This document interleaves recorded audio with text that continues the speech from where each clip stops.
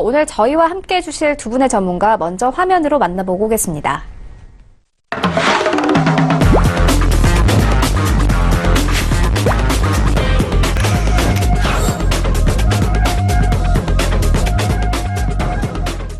네, 오늘 저희와 함께 해주실 두 분의 전문가 프리스티지 전략연구소 반종민 소장 그리고 서울제일투자연구소 정지환 팀장 모셨습니다. 안녕하세요. 안녕하세요. 네, 먼저 수익률 현황부터 만나보고 오겠습니다. 네, 다음으로는 정지환 팀장의 최근 추천주입니다. 12월 17일에 주셨던 동양 에스텍 2.81% 그리고 12월 11일에 주셨던 오리콤 약 일주일 만에 벌써 목표가 터치했습니다. 15% 넘는 수익률 자랑하고 있고요. 다스코도 12% 넘는 수익률 가져가고 있습니다. 그리고 같은 날 주셨던 진도 3% 넘는 수익률 기록했습니다. 12월 4일에 주셨던 디지털 대성 1% 그리고 11월 28일에 주셨던 비즈니스온 4% 가까운 수익률 내고 있고요. 그리고 같은 날 주셨던 레이언스 12% 넘는 수익률 가져가고 있습니다. 팀장의 수익률 탑5 함께 만나보도록 하겠습니다. 5위에는 메리츠 종금증권 6%, 그리고 4위에는 CJ헬로 9%, 그리고 3위에는 레이언스 12%, 그리고 2위에는 다스코 12.42%, 1위에는 오리콤 15% 넘는 수익률 기록하면서 목표가 터치했습니다. 정지환 팀장님의 세 가지 종목을 만나볼 텐데요. 만나보기 전에 먼저 리뷰 하나 듣고 가도록 하겠습니다. 정지환 팀장님께서 12월 11일에 이 오리콤을 추천해 주셨는데 약 일주일 만에 15%의 수익률을 냈습니다. 더 들고 가봐도 되겠습니까?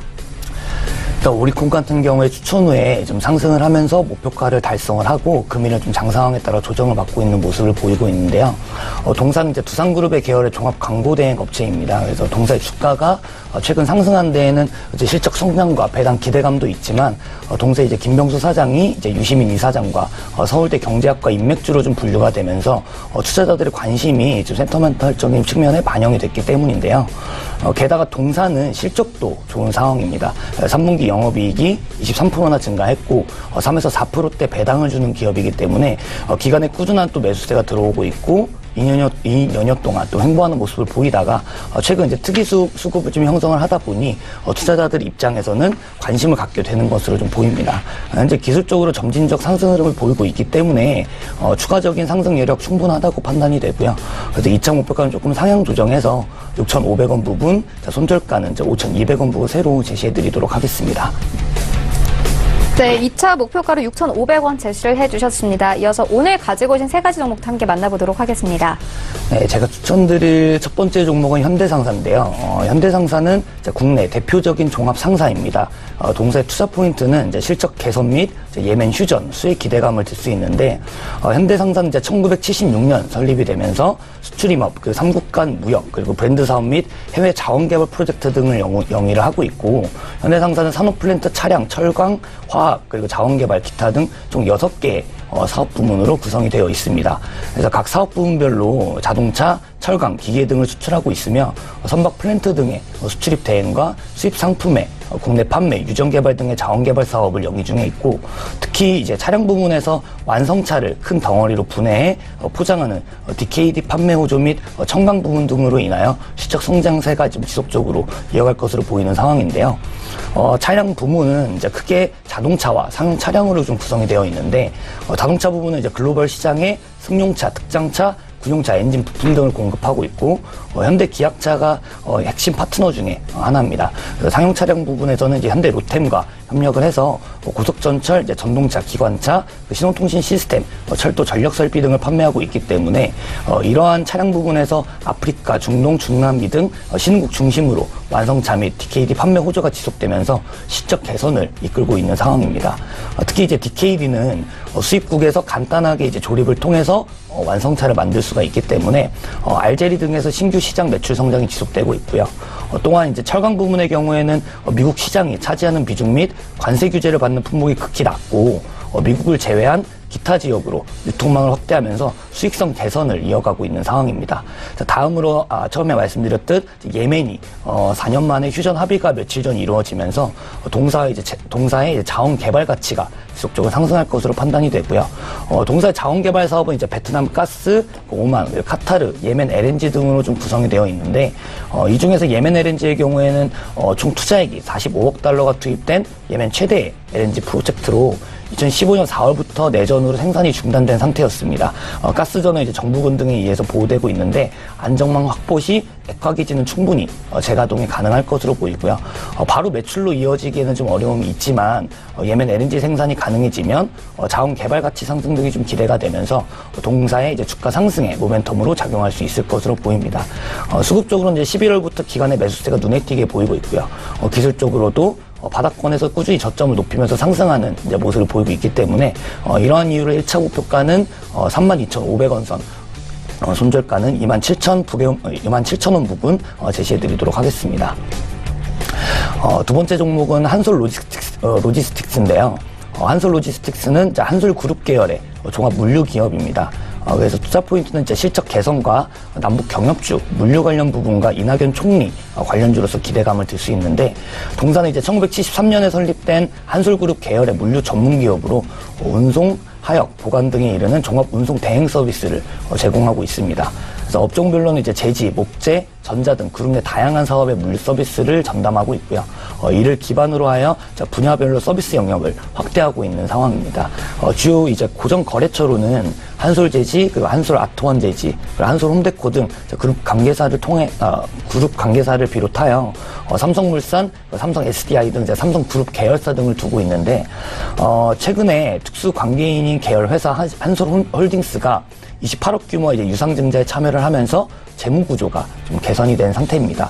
또한 이제 3분기 매출액도 전년 동기 대비 27%나 증가를 했고, 영업이익이 이제 전년 동기 대비 795%나 증가한 모습을 보이고 있는 상황인데요. 게다가 이제 최근 시장이 실적주보다는 개별 테마주 위주의 상승이 나오고 있는데, 동사는 이제 펀더멘털적인 측면 말고도 남북 경협주와 대선 테마주로서의 기대감이 반영될 수 있는 재료들을 같이 가지고 있는 기업입니다. 그래서 먼저 동사는 종합 물류업체이다 보니까 추후 남북 경협이 구체화될 경우에 물류 업종 실적 개선이 가능하기 때문에 수혜주로 분류가 되면서 상승할 가능성이 높다고 판단이 되고요. 또한 이제 동사의 사회이사가 서울대 법대 출신으로 이낙연 총리와 인맥주로서의 상승할 가능성도 있다고 좀 판단됩니다.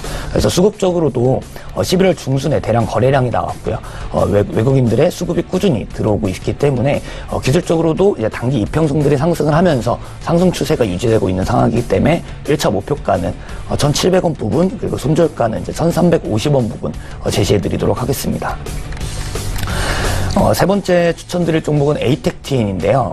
에이텍TN은 그 에이텍의 교통카드 솔루션 사업 부분이 분할되어서 신설된 업체입니다. 그래서 동사의 투자 포인트는 이제 역시나 실적 개선과 이재명 경기지사의 관련주로서 상승 기대감을 들 수 있는데요. 그리고 교통카드 솔루션 사업 부문은 이제 RFID 기반의 스마트 카드, 교통요금 결제 단말기를 제조 및 이제 공급하고 유지 보수하는 사업이라고 보시면 됩니다. 동사는 이제 과거 서울시 지하철 역사에 이제 일회용 발매 그 교통카드 충전기 및 교통카드 정산 충전기 교체 사업을 성공적으로 수행을 하였고요. 또한 이제 한국 스마트카드의 버스 및 택시 단말기를 공급하면서 그 기술력을 대내외적으로 인정받았습니다. 동사는 이런 경험 및 노하우를 바탕으로 연구 개발에 집중을 해서 새로운 융합 제품인 고속버스 차량 내 다기능 통합 단말기 개발 생산 설치 계약을 진행 완료하였고, 2016년 1월 이제 차세대 택시 단말기 생산 공급 계약도 수주하는 등 교통카드 솔루션 전문 기업으로 지속적으로 성장하고 있습니다. 또한 이제 교통 소프트웨어 사업 관련해서 정부의 이제 월드베스트 소프트웨어 프로젝트 1차 과제 수행 사업자로 선정이 되면서 과제 진행을 완료하였고요. 추후 이제 교통카드 단말기 제품에 적용할 예정으로 해당 분야의 경쟁력을 꾸준히 확보를 해가고 있습니다.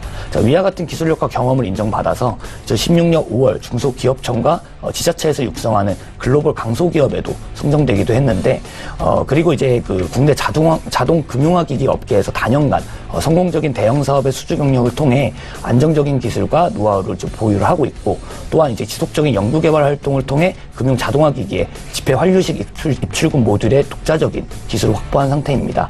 그래서 이제 이러한 사업 성장으로 이제 3분기 영업이익이 전년 대비 워낙 이제 전년에 이제 영업이익이 적게 나오게 되면서 9,524%나 증가했고, 매출액은 이제 415% 증가하면서 순이익은 76.7%나 증가하는 모습을 보였습니다. 앞서 설명드린 대로 최근 주식시장이 이제 펀더멘털 측면이 아니라 센터멘털 측면이 많이 부각되고 있는데, 동사 대표가 역시나 이재명 경기지사와 이제 성남창조경영 CEO 포럼에 이제 인연이 부각이 되면서 동사의 주식은 이재명 테마주로도 분류가 되어 있기 때문에 이재명 지사의 대선 후보 지지율 반등 시 동사에 대한 투자자들의 관심이 커질 가능성이 크다고 판단이 됩니다. 수급적으로는 이제 이번 달 12일에 큰 거래량이 동반되고 상승 흐름이 나오고 있고 기술적으로 저점을 높이는 상승이 나오고 있기 때문에 점진적으로 추가 상승 흐름이 가능할 것으로 판단이 됩니다. 이러한 이유 1차 목표가는 이제 만원선 제시를 해드리고 손절가는 7,500원 부분 제시해드리도록 하겠습니다. 네, 세 가지 종목 함께 만나보고 왔습니다. 정리하고 가겠습니다. 현대상사 같은 경우에는요, 최근 인도에서 이 공장을 증설했다라는 소식도 있었는데요. 신흥국 중심으로 앞으로도 실적 개선을 기대해 볼 만하다, 이렇게 짚어주셨고요. 이어서 두 번째 만나본 한솔 로지스틱스 같은 경우에는 펀더멘털도 탄탄하긴 하지만 최근 뜨거운 이 남북 경협주의자 이낙연 총리와 관련된 종목이기도 합니다. 단기적인 접근에서도 좋다, 이렇게 말씀을 덧붙여 주셨습니다. 지금까지 만나본 종목들 화면으로 함께 정리해보고 오겠습니다.